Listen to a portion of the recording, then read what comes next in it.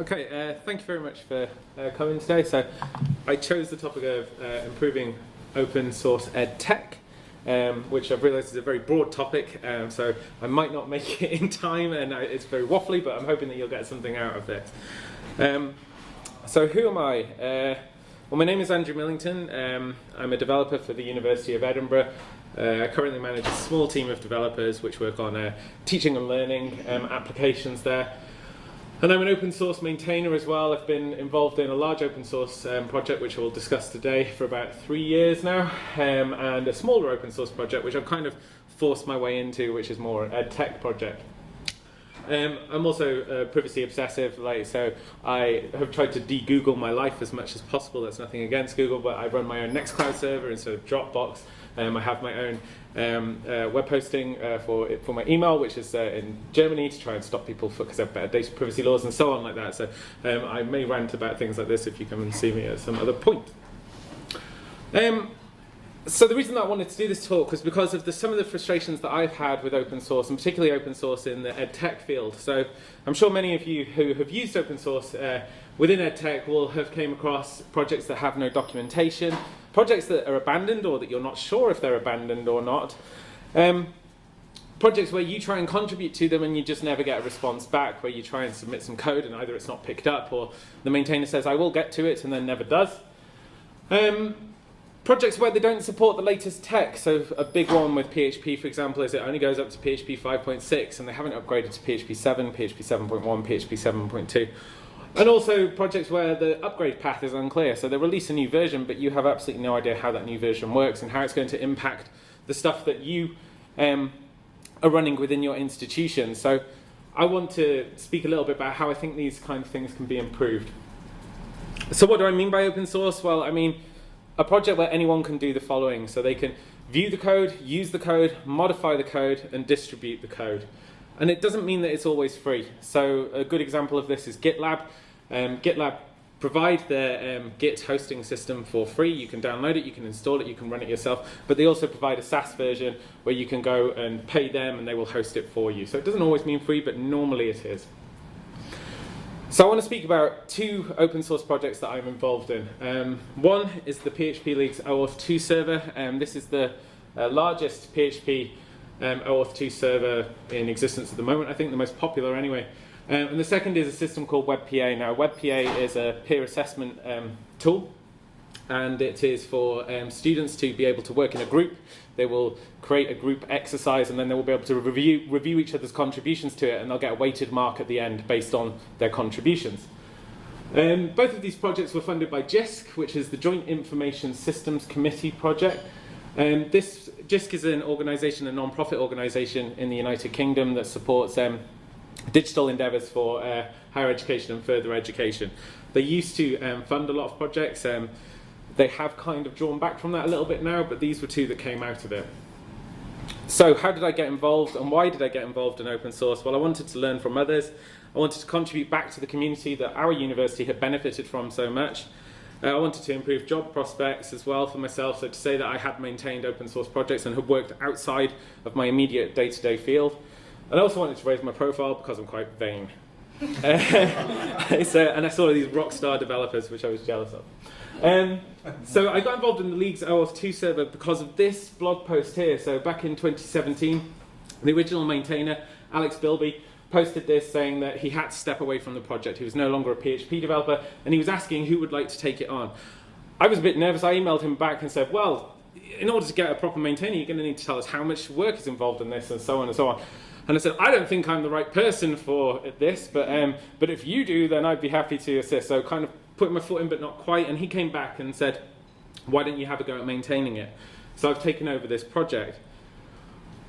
In addition, there's another project that I'm involved in, like I said, WEBPA. And how I first got involved in this was back in 2014. I was installing it for the University of Aberdeen, and I found big bugs in the production version of it. So I launched a bug on their SourceForge project at the time, saying, I've tried to set up this server and the LDAP authentication is not working. I didn't get any response from this. So this started to raise concerns for me because it was a system which we had in production which didn't seem to be maintained or have any bug fixes happening during that time. I thought that it was a well-maintained system. After a lot of badgering on the mailing list, I actually said that this is what I would like to do if I got my hands on the project and got right access to the repository, such as reviewing and merging outstanding pull requests, establishing a coding standard, fixing the LDAP authentication issues, moving to PDO from an old one, and so on. And after a lot of pressure, we actually got, 4 of us got to be added as maintainers to the repository. So I wanted to give a little bit of the history of these projects and how they've turned out so differently, considering they both started out as EdTech projects. Well, the OAuth server was started in 2012. It was a JISC-funded project, as I've said, and it was from the University of Lincoln, so it's part of a Linky project. This was a play on words here, so Lincoln and Key, and it was there to provide single sign-on for the University of Lincoln at the time. They wanted to use a SAML grant within OAuth 2 to get single sign-on, and JISC funded this. They released it as an open source package in 2013 for other institutions to use as well. Since that project was released, it had quite a slow start, but today it's very popular. It's had 104 contributors. It's got just under 10 million downloads at the moment. In the last 30 days, it had 500,000 downloads. It's averaging about 22,000 downloads a day, so it's become quite a large project since it was released back in 2012. The BBC have used it, Yahoo has used it, NPR Radio has used it. Drupal were apparently going to put it into their core. I'm not quite sure what happened with that. I don't know if they have or not.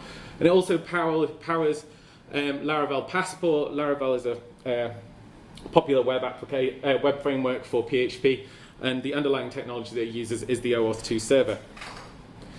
It's had continuous development since it was released. There's been 2,300 odd commits, 7 major versions, 466 pull requests, and 495 issues closed to date, so it's quite an active project. By comparison, WebPA was a little bit earlier. So in 2006, Loughborough University received £200,000 of funding from JISC, and that funding was to improve their internal WebPA system over 2 years and release it as open source. They already had a peer assessment tool which they had been using internally. They wanted to expand it, got £200,000 from JISC, and they were told, go and build something great, but you have to release it open source to the community so other institutions can get involved in it. It was released as a project in 2009 on SourceForge. It's currently had about 9 contributors to date, and it's been downloaded around 500 times. Now, it's not a fair comparison in amount of downloads because it has a much smaller audience, but that's how much it's been used at the moment. The Loughborough University use it. The University of Hull are also heavily involved in the development of this. It's used at the University of Edinburgh and my predecessor, the University of Aberdeen, and at least 30 other institutes that I know of. They used to be able to register on the website and say, I use this, and that list got updated, but the website has kind of not been updated in a while, so I'm not 100% sure who uses it now.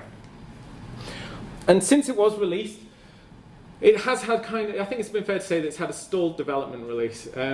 So between 2015 and 2017, there were no updates to the WebPA's code at all. 2 major versions were released. The first one was WebPA 1, which is the internal one, and then there was WebPA 2, which came out of the JISC project. And after that, it kind of died a death. It had small updates, but nothing major. You can see here that here's the bug list from SourceForge project. You can see there's things dating back from 2008 all the way up to 2013. None of these were actioned. They're still sitting. Many of them are unpicked up today. There just didn't seem to be anyone that was taking control of this project. So the 2 JISC projects that were both funded, and they have very different outcomes. So I wanted to look at what are the differences between some of these projects, and why did one EdTech project blossom and grow into this quite large and well-used, well-maintained project, while the other one kind of died a little bit. So we're going to be looking at governance, attitudes to funding, exposure and applicability, community participation, and the primary consumers, and also support expectations. So the governance of the OAuth 2 server, as I said, was previously maintained by a guy called Alex Bilby, and he was the gatekeeper for this project. It was volunteer-led by him.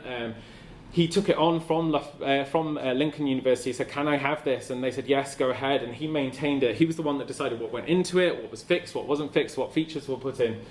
And it was also part of the PHP League, which Alex set up. So what is the PHP League? Well, it's a group of developers that produce a lot of different packages for PHP.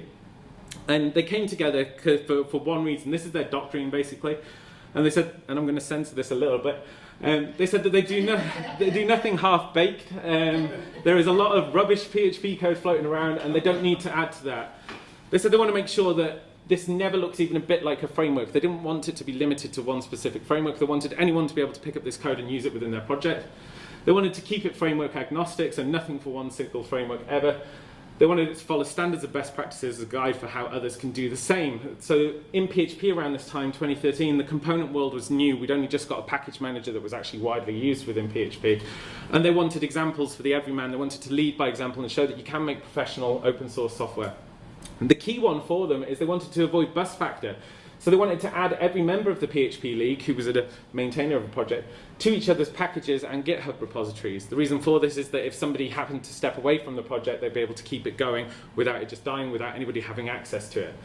They also wanted to avoid stale code by swapping duties or finding help for the project, cover for others while they were on holiday, and unit test everything. So that was the governance for the OAuth 2 project. For WebPA, once it had been released as an open source project, they set up something called special interest group meetings. These meetings happened between 2010 and 2014. It was developers from Loughborough University, the University of Hull, and early adopters to the WebPA system. And they met sporadically from time to time all across the UK and to discuss the future of WebPA. They introduced things, they voted on things. So they had this is an example of one of their votes that was at the special interest group meeting, which said integration with existing VLEs.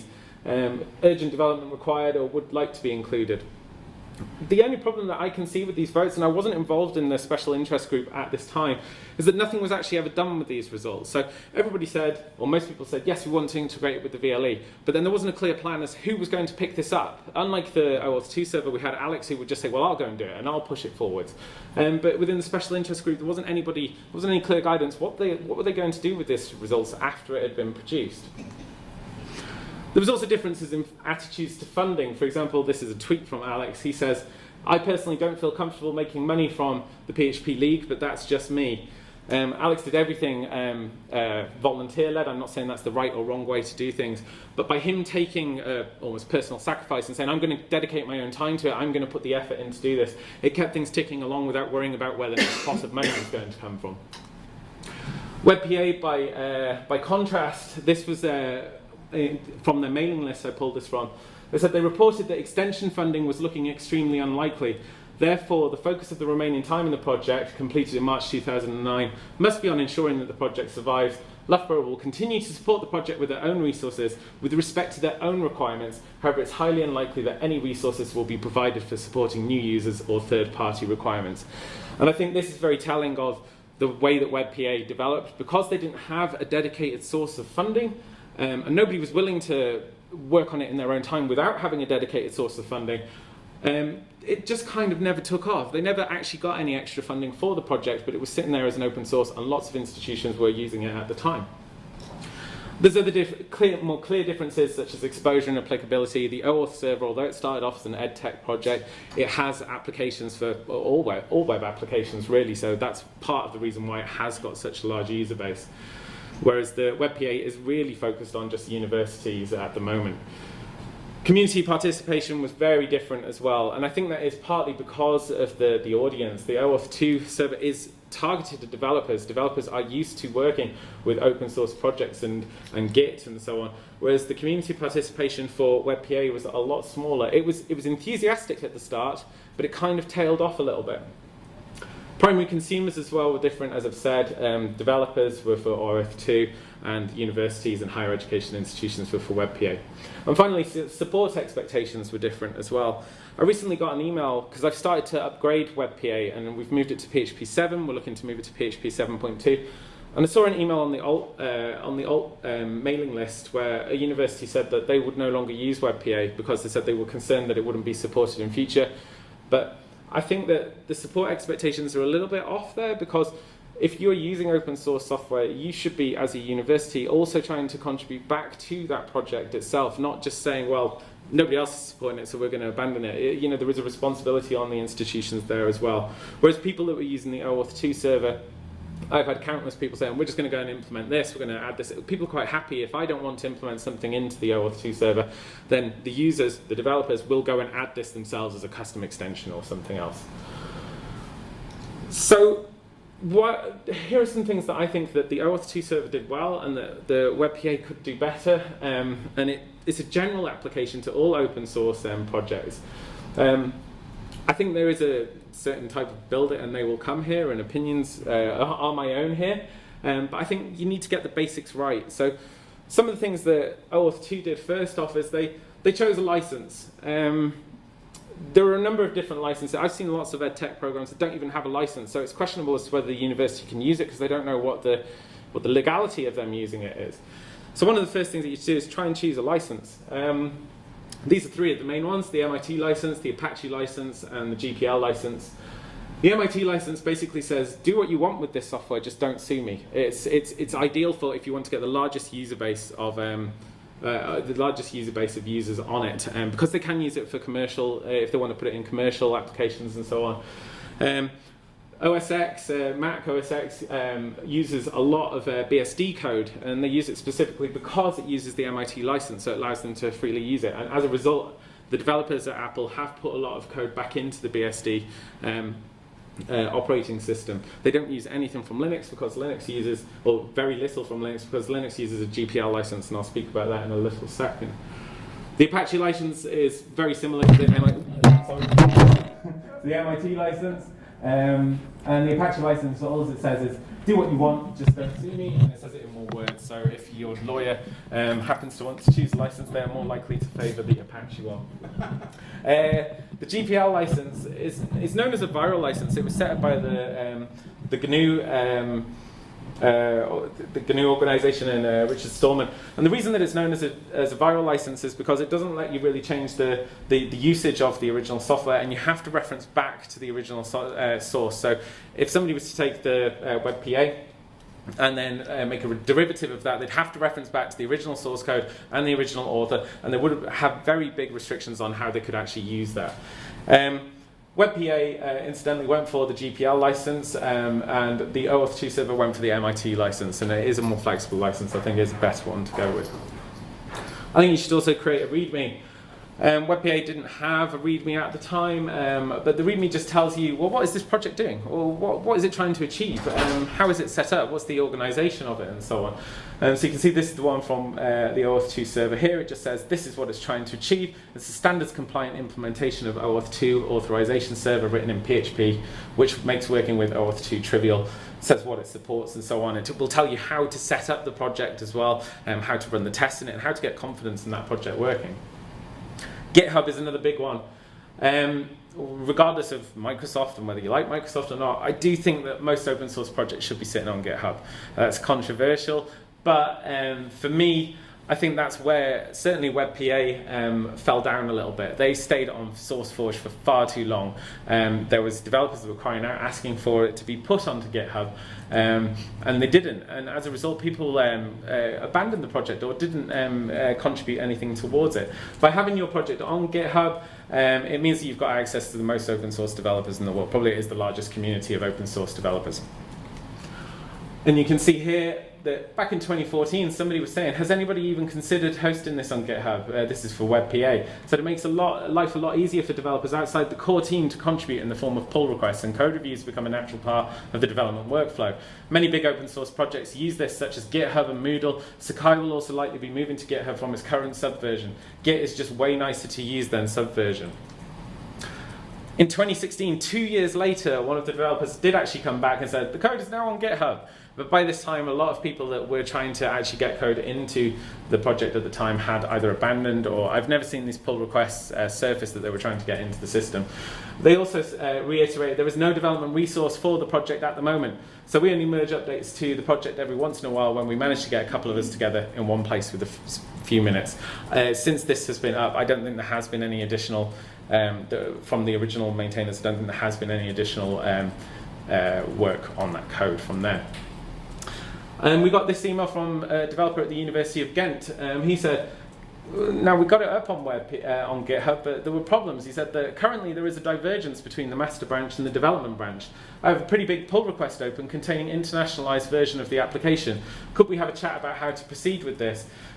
We at Ghent University run WebPA for a few years now, and it's gaining a lot in popularity. We do some maintenance to the code, and we want to contribute to the upstream so everyone can benefit from this. He was asking for guidance on how to get code in and how to tidy up the repository because he didn't think it was in a good state. He didn't really get a response from this yet again, which is why myself and a couple of other developers pushed to try and take on this project. He would have been helped if the project was using Git flow. So Git flow is a way of organizing your branches, and I think that you should have something like this in place. The OAuth 2 server did have this, so people knew how to contribute. It was documented as well. The master branch will tend to be your version branch. So here you can see we've got version 0.1, 0.2, version 1. So you'll only commit to the master branch when you actually put a new release out. Your develop branch should be used as where you've got where it should be your main branch, and it should be where you're adding additional features which you haven't quite yet released. And then you should have feature branches as well, where people can work on new additions to the project independently. When WebPA got added to GitHub, it didn't have any structure like this. There was big differences. In fact, there was a lot of extra features in the master branch, which should have been the release version, which didn't match up to the development branch. And as well, the master branch actually was different to the last release that was officially made for WebPA as well. So there was a lot of tidy up we needed to do there. Another thing you should do is create contributing guidelines. So you can set something up in GitHub, for example, contributing.md markdown, and it just tells people how to actually contribute to the project. It seems so simple, but it's very useful. So this is the one from the OAuth 2 server. Again, we don't have one for WebPA yet, but it says, please submit your pull request against the master branch. So that would have helped with the developer from the University of Ghent that was saying, where do I put this? There's diversions and stuff. He would have been able to see this and go, okay, so I put it against the master branch. We also say that you should run your unit tests, and that we're trying to get 100% test coverage. We've never hit that yet, but that's the aspirations there. And because we didn't have a contributing guideline, there's been big problems with WebPA since we have started to update it. For example, I recently released version 3 of it, and it was just an upgrade to PHP 7. So it was the first release that had been made to WebPA in a number of years. And I knew that there was a university that had installed it and used it. So I emailed them and I said, how did it go on? How did you do? And the developer wrote back to me and said, yes, I installed version 3 and I set it up on our staging area. Yeah, I think I had a few issues and I preferred keeping the old code in some places. I can remember having issues connecting with the database inside the class DAO. I compared it with the version on our production and I made changes accordingly. Other than that, the installation was smooth and everything appeared fine. That was frustrating because I spent so long on this. I asked the developer, I said, well, what were the issues that you had? Can I see the code? Can I see where the problem is so I can pass it back to the wider institution? Because obviously there's an issue there that I need to resolve. I haven't heard anything back yet. And I think that's partly endemic of the way that some institutions are treating open source EdTech. Finally, I think you should, as a basic, you should add in a code of conduct. Now, a code of conduct basically says what kind of language will not be acceptable, how you should conduct yourself when interacting with an open source project. So it says that if you use racist, misogynistic, bullying type language, then we will not accept this, and here are the actions that we will actually take to stop you from behaving in this manner, whether it be kick you off the project or ban you from contributing or so on. Probably the most popular one here is the contributor covenant. This is used by a large number of projects, including the Eclipse project and Kubernetes project, and we adopted it for the OAuth 2 server as well, because you do get quite a lot of hate come in sometimes with people saying, please just fix our project and so on. Some people might think this isn't important and it doesn't have a place in open source, but there are examples to show that this is needed. So this is Linus Torvalds. He's the lead maintainer of the Linux kernel. And I took this from a quote that he said a couple of years back to a developer of his project. He said, Maro, shut the expletive up. It's a bug, all right, in the kernel. How long have you been a maintainer and you still haven't learned the first rule of kernel maintenance? Shut up, Maro. I don't ever want to hear that kind of obvious garbage and idiocy from a kernel maintainer again. Seriously. Fix your expletive compliance tool because it's obviously broken, and fix your approach to kernel programming.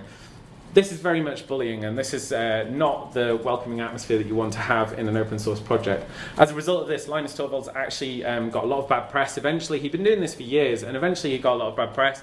The media picked up on this and said, this isn't a cool way to be in an open source project. He had to walk away and take a sabbatical for a year. And during that sabbatical time, they actually implemented the contributor covenant code of conduct as well. It caused a whole heap of annoyance for open source devs. They thought it was being too political and social justice warriors, etc., etc. But I think it's a fantastic thing to get into an open source project, as it's a good framework that we should all work towards. So going back to some of the differences, well, I think that a project governance, I think that it should have a primary developer or a primary maintainer, somebody that can at least direct the project and say what is acceptable, what should be in the project, what shouldn't. If you can't have this, then I think you should have a governing body that has strict rules. WebPA got close to this. They had their special interest group, but they didn't really have strict rules. I think a good example of this is the PHP language itself. It has a group of people that will vote on features. Anybody can go and submit a feature to the PHP language, and then the maintainers will go and vote on this. If it gets above a 60% threshold, then that feature will be able to be added to the PHP language. And then the person who proposed it will normally be the one that will implement it as well. So there's good guidelines on how a body together can come together to work towards improving the PHP language. But WebPA was neither here nor there. It didn't have a lead maintainer. It didn't really have a strict governing body. I also think that you should eat your own dog food. So if you're a releasing open source project, you should be using that open source project. This is a saying that comes from, I think it's from like an old pet food advert where there was some CEO that apparently like ate his own dog food, and he's like, it's so good you can eat it.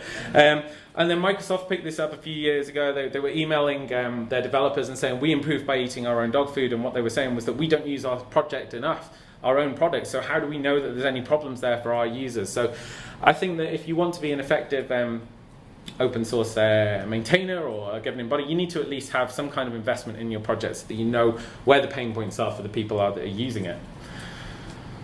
Help building a community. Now this is a very difficult one, but I think that there are some points that I've thought about, particularly with EdTech. So for EdTech, I can see that and with WebPA in particular, there are three main user groups that we have. We've got service managers. These are the people that will probably be responsible for the service running correctly within an institution.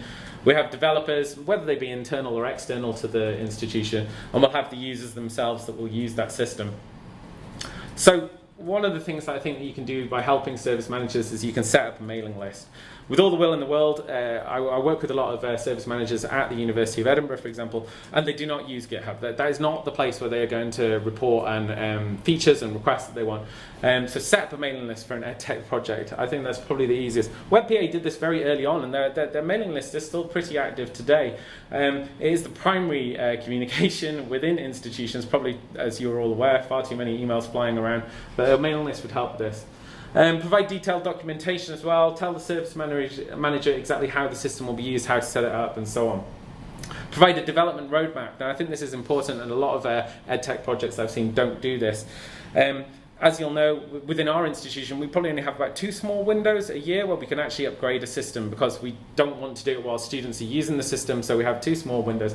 If we provide a development roadmap, then it gives us a better way of planning when we're going to actually update a piece of software. Will we hold off and wait a couple of weeks for a new version to come out, or will we be miles away from a new version within our upgrade window and just upgrade now? And also provide integrations to existing systems if possible.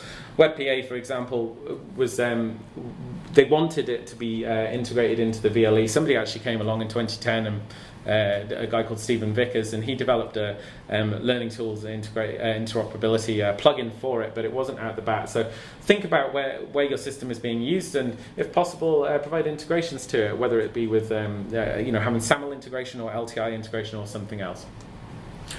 You should also use semantic versioning. The OAuth 2 server does use this, and WebPA did not, so it's very confusing when you were upgrading. What semantic versioning means is that basically, so say this is a version here, you've got version 1.2.7. The 7 is the patch version, the 2 is the minor version, and the 1 is the major version. And what this means is, in general, this 7 will increase, the patch version will increase whenever you have a bug fix that is not going to break backwards compatibility. So if you found like something not performing quite correctly, then you would increase this. The minor version is where you're adding new features to the system in a backwards compatible way. So if somebody was to upgrade the system in place for place, it wouldn't break the existing system there. And the major version is for when you do something which is going to break backwards compatibility. So if someone upgrades the package that you've given them, then they will probably need to do some kind of action to make sure that it works going forwards. And by using Samvera, it makes it very obvious what's going to happen when you're going to upgrade your system. You should also introduce a changelog for the service managers, because so often, as I touched on at the start, people upgrade systems, say, hey, new version released, but they don't tell you what's in that new version. It might be something that you don't want. Blackboard are particularly bad at this. So in my experience anyway, of releasing things, and then there's a feature that completely removes something that you liked or removes something that you didn't, and it's very hard to find out the information for this. I recommend using the Keep a Changelog format. This is a website called keepachangelog.org, and it sets out how you document your changelog. So this is the changelog from the OAuth 2 server. You can see here that version 7.40 was released on the 5th of May 2019, and the only thing that was changed in there was the refresh token repository can now return null, allowing refresh tokens to be optional. You can also help the developers as well, make the installation seamless. Try and put it into a package manager if you can, with as few steps as possible, so you just have a single command and you can install it.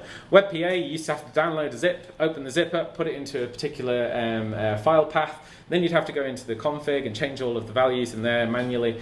With the OAuth 2 server, you just write composer require OAuth 2 server for league/OAuth 2 server, and it goes and installs it for you. There is a little bit of setup that goes on there, but it makes it a lot more seamless. So if you can, try and make the installation process as seamless as possible. Through the command line, for example, ask somebody, what do you want to set the password as? Where do you want the database to be located? And so on. Also, I think you should support branding. Every institution that I've ever worked at is very keen on promoting their branding. WebPA actually did this really well. They allowed you to specify custom CSS, whether from the VLE or in the system itself, where you could add your logo and your color, your university's colors and so on. She'll also support localizations where possible, and I don't just mean by languages. The University of Ghent, for example, wanted to support, I think it was Flemish, in their version of WebPA, but we didn't have anything that allowed localizations, language localizations like that out of the box. But even if you are only targeting your system to an English-speaking language, realize that the institutions use different terminology. So somebody might call something an instructor, another person might call it a lecturer, another person might call it a tutor, and so on. So try and support that as much as possible. And finally, if there are any GDPR concerns with your project, please state them on the within the README itself. So many projects that I've had to get involved in, we've had to do our own GDPR review of that project. WordPress plugins were an absolute nightmare for us, which we had to do recently. We found out that they were installing cookies all over the place and sending information all around the world. So if you're going to release something open source and it does have GDPR considerations, please just put it front and center so that we're not wasting time here. Helping the developers, you should adopt the coding standard. Probably the most popular one in PHP is PSR2.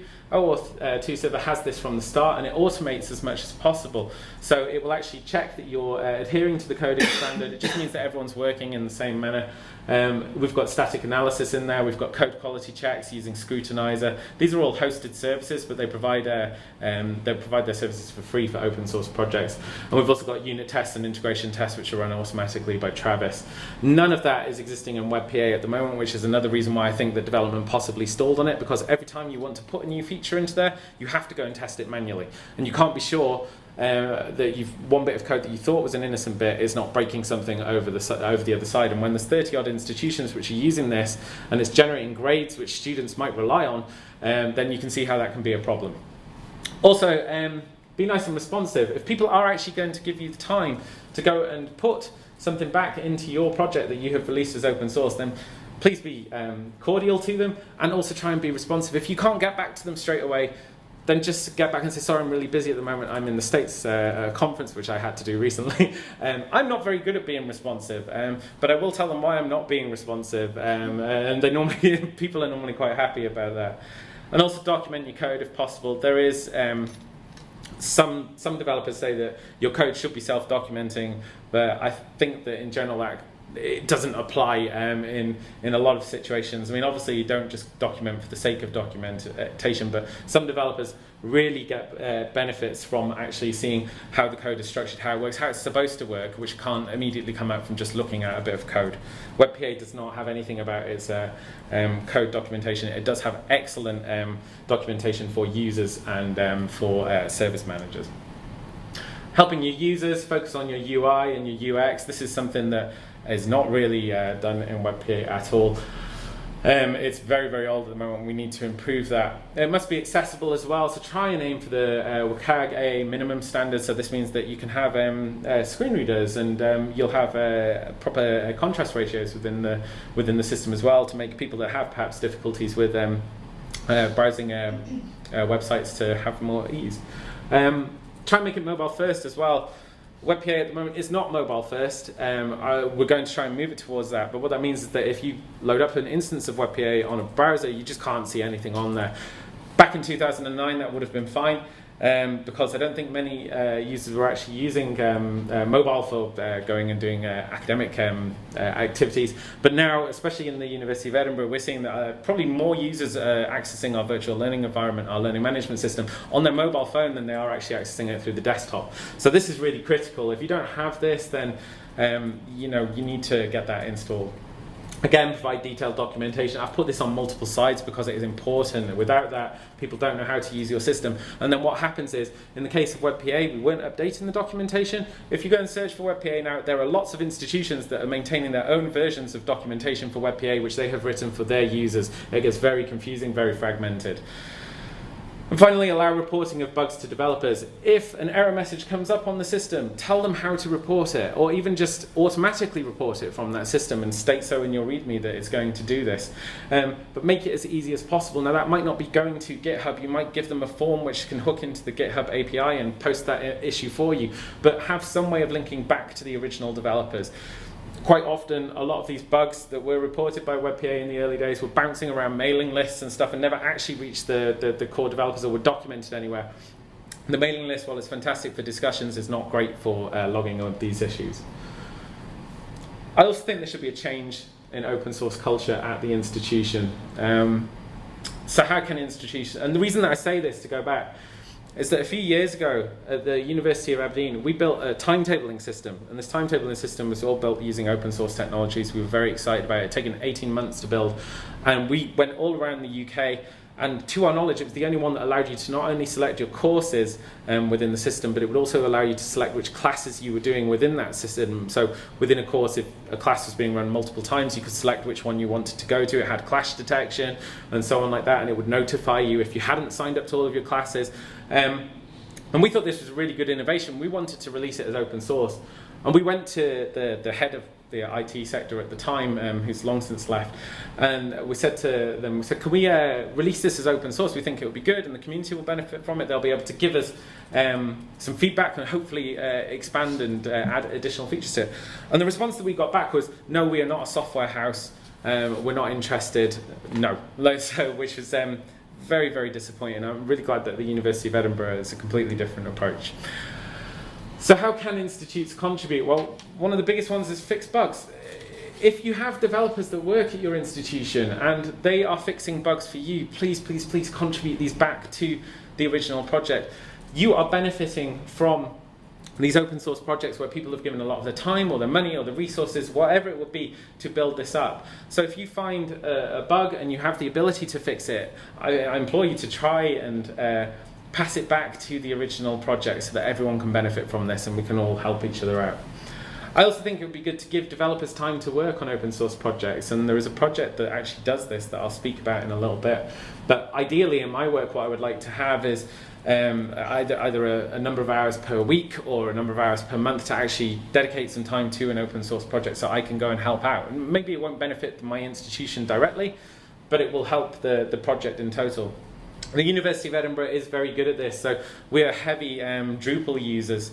Most of our website is based on Drupal, and they have Drupal hack days where basically all developers, and not only developers, people that can't develop as well, but want to write documentation, they get together once a month, I think it is, depending on availability, and they'll just have a whole day dedicated where they sit down and they pick through bugs that are in Drupal currently, and they go and try and fix them and submit pull requests, and it gives everyone more awareness of what actually goes into building the open source project, but as well it gives us a little bit of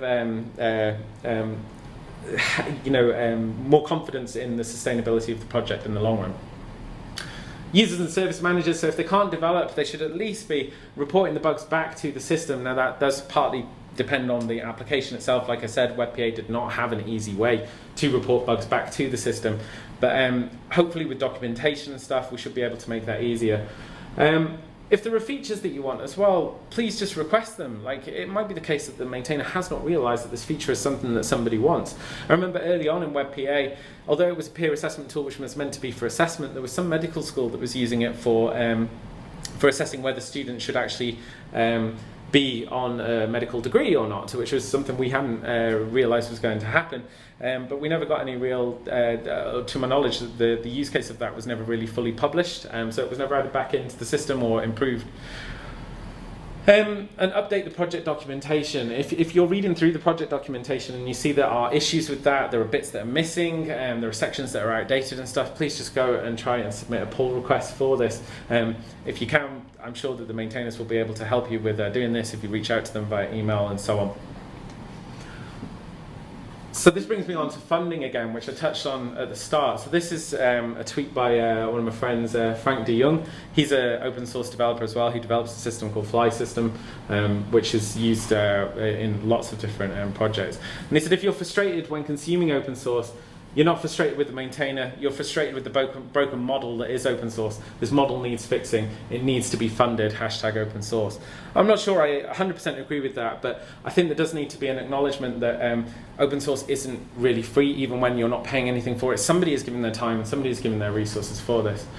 And timely, recently, this came up. This is a pull request that I saw just a couple of days ago on Twitter. And what this is there's a project called Core.js, and it's used in 2.5 million different projects. It's used most heavily in Babel.js, and the developer of Core.js, because it's used within projects and not actually, nobody tends to go and install Core.js, but it's used within other projects, he doesn't get much exposure. Somebody worked out that he had a Patreon account to get donations. He works a lot on this, and he was getting about $18 a month from and he'd hit hard times money-wise.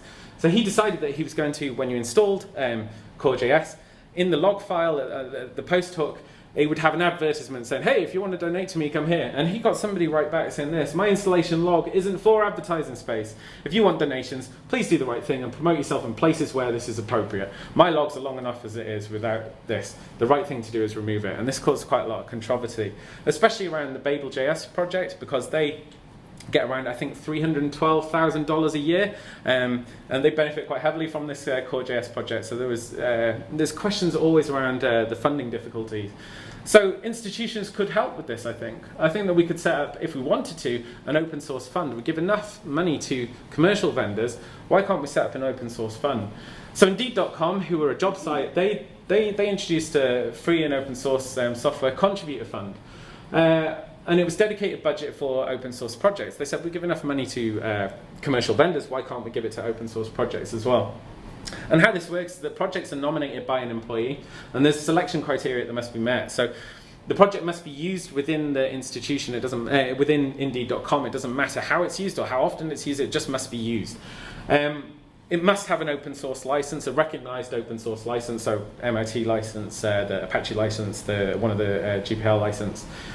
And it must be able to receive funds. So it doesn't matter how those funds are received. For example, it could just be a Patreon account. It could also be a PayPal button. It doesn't really matter, just as long as it has some way to get a fund into the system. And also, it must not be employee owned. So an employee can't set up an open source project and then say, hey, give me money.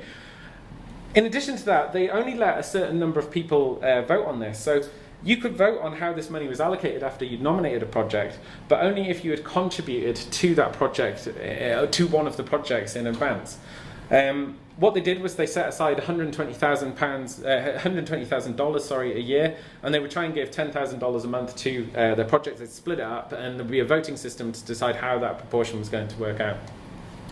The reason that they did this is they wanted to raise awareness of the open source project usage within their institution. They felt that there wasn't enough awareness of how heavily the company was dependent upon open source projects.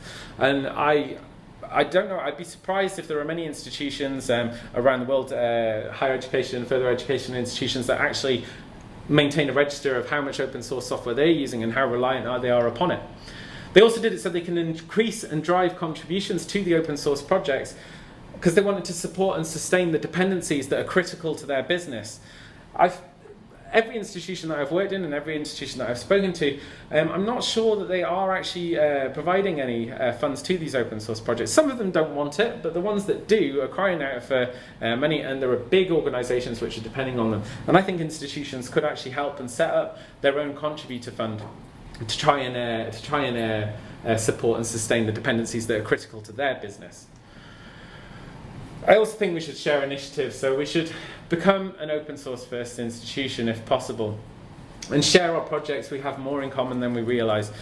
So many institutions around the world are working on common problems, but they are keeping them closed because they don't want to release them out to the world. They don't want to become software houses as such. But the amount of resources and money that is being wasted, we should all be standing on the shoulders of each other and sharing our projects out into the world and saying, this is something that would you like to contribute to? Is it something that you would find interesting? By doing this, I'm hoping that we would get multiple savings, and we would also benefit from people contributing back to us. And what I mean by becoming an open source first institution is that whenever you start a new project, this is certainly something that I'm doing in my team and with the blessing of my boss. Every project that we do, we say, is it something that we have to keep private? If not, let's put it out there and let's make it institution agnostic and see if anybody else wants to use it. So my final thoughts around this, and sorry it was a bit of a ramble in terms of we went through lots of different projects, but I do think that institutions need a cultural shift. They need to at least recognize that they are using open source software and that they are heavily dependent on it, and that they should be trying to contribute back to that in any way, whether it's through documentation, whether it's through development time, whether it's through funds. It doesn't matter, but I think that there needs to be a greater onus from institutions towards open source software. I think you should also do the bits within your control well. That is something that WEBPA started off to do, but it kind of fell by the wayside. They should try and update their code and have it to the best of their ability. Work in the same way that the PHP League does, where they're trying to lead by example, unit test everything, add in standards, always be using the latest software. Take pride in your work and try and do the bits that you have in your control. WebPA is a work in progress. I'm trying to get it to a state now where we can get more people involved in it. I'm hoping that we could perhaps get some Google Summer Code funding or some kind of project like that. But it is a long time off at the moment. There is a lot of stuff that needs to be done. It is hard to build a community, and anybody that was coming to this talk that was thinking that they were going to be able to listen to a couple of points and be like, hey, we'll get it running, it won't happen. If you remember from the OAuth 2 server days, it started off, it was getting maybe tens of downloads a day, hundreds of downloads. And downloads isn't just the way that you measure how successful an open source project is. In my mind, it's as long as there is at least one group of people or even one person that is using it and they have confidence in your software and they are actively engaged in it, then that's a successful project. I think at the moment the WebPA system is kind of losing confidence in that system, and I'm hoping that we'll be able to turn that around and stop people from migrating away from it. Hand over the project if you can no longer maintain it. Alex Bilby did this. He was not able to maintain the project in good conscience. He wrote a blog post which was called Open Source Guilt, because somebody wrote to him and basically was like a disappointed parent that just said, I'm not angry, I'm just sad that you're not looking after it. And that really got to him in a big way. So he eventually went and abandoned the project and said, somebody else, please take it over. I'm not just, I've worked a lot on this, but I don't have the ability to do this anymore. I think if WebPA had done that a lot earlier, if they'd have opened it up and said, we can't dedicate the resources to it, but we'd like the community to take it over, perhaps it would have a lot more support now. And again, do the bits within your control well. As I said earlier, there's only so much that we can do. There is no silver bullet, but team effort and buy-in are critical to making an open source project successful. So thank you. Thanks for listening.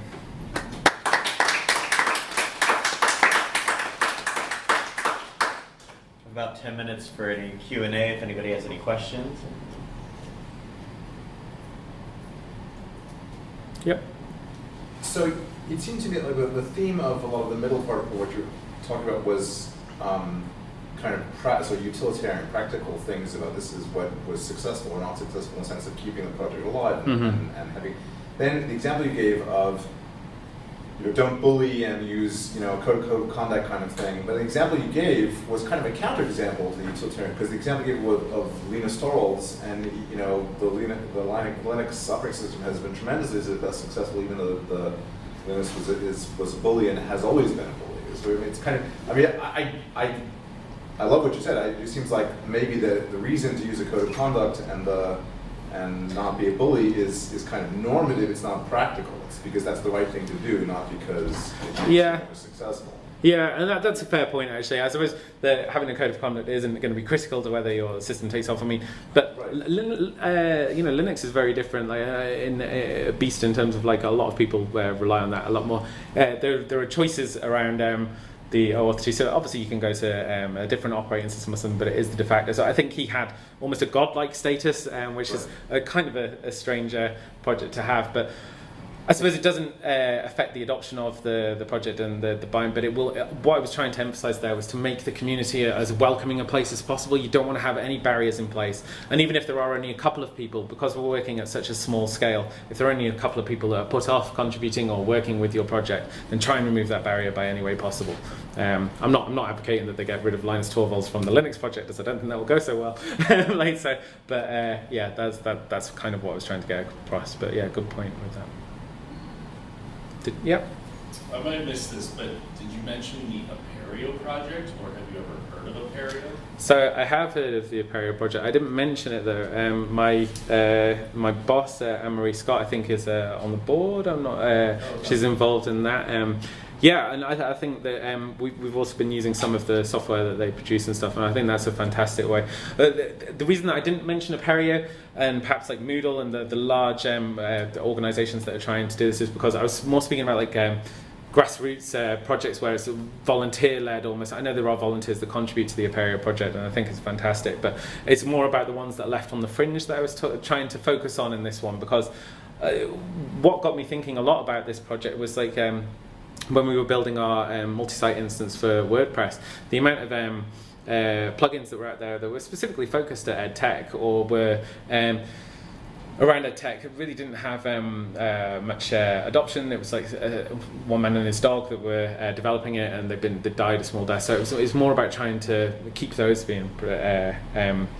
keeping those projects going and have a collective. I do realise though that the PHP League is almost kind of working in a similar vein. I think that the Apereo Foundation is all about trying to get a collective group of developers together that all work in EdTech and can support each other in projects. Is that correct? Yeah, so it's primarily thought of to align with just Sakai, because that's one of the biggest projects that came under that umbrella. Yeah. But for example, my work, they have an incubation process. So 3 years ago, I wasn't affiliated with Apereo. Yeah. And their incubation process works you through a lot of the things that you pointed to as good practices for open source. Yeah. And so they actually pair you up with people that lead other communities and mentor you to help make sure that you have a code of conduct, or that you have a governance structure, that you've thought these things out, and that your license is reviewed by another group of people that also have to deal with these types of problems. So, yeah. And there has actually been so the WebPA project that I spoke about, I think Anne-Marie is actually or has mentioned in the past to the Apereo Foundation that this might be a candidate to get included in the Apereo Foundation or taken under their wing in future, because there are still a large number of institutions that are using this, but they are slowly losing confidence in that system, even though it has been updated. And I've kind of forced my way into this. So I'm not even a lead maintainer or anything of WebPA. I just help out at the moment, and it was because they added me as a maintainer, and then everybody started saying, let's put this feature in, let's put this feature in. There wasn't really any guidance, so I just decided that I was just going to go in and, this is the standard that we're going to use, which is probably a bit dictatorial, if I'm honest. But it's just to try and pick it up and get it to a state where perhaps it could be picked up by Apereo and stuff, to just get the basics right. So my main goal at that time was PHP 7 was becoming end of life. The project would have died if nobody went on. So I spent a month upgrading it to PHP 7 from, I think it was PHP 5.4 that it was using. It didn't work with 5.6. but yeah, I think that it's something that you know, the Apereo Foundation might be interested in future. Any other questions? Cool. Thank you very much. Thanks for listening.